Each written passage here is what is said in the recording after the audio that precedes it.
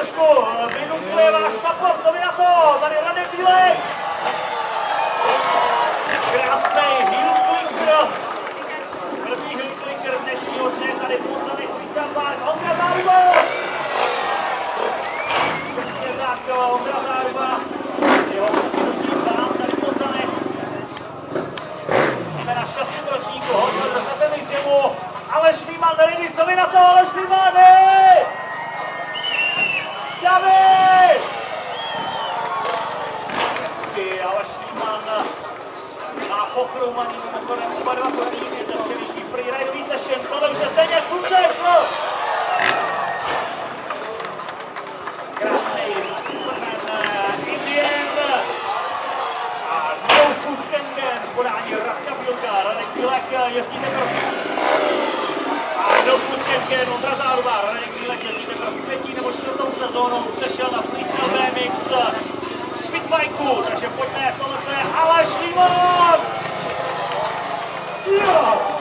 To měla být Supergrab Cordova.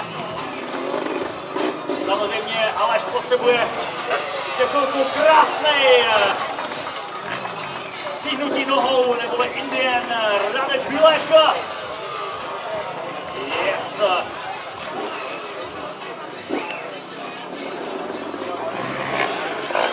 První čtveřice Horsemen z FMX Jamu. Jo, Aleši, dávej! Ondra Bárta jako jediný na 4, tak to můžete to slyšet i ze zvuku motorky. O, krásná Cordova, Zdeněk Fusek.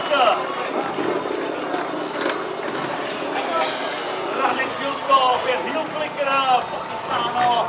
A už je tady Austrian Rising Star, Mr. Martin Schenk. Samozřejmě mezi nimi Ondra Záruba, krásný Superman, Jamu Secret. Aleši, ale já si myslím, že Aleš vás potřebuje slyšet, takže pojďme pořádný aplaus pro Aleše Límana. Dávej! Hezky, Zdeněk Funstorm Fusek. A konečně se to povedlo provést na čistotu.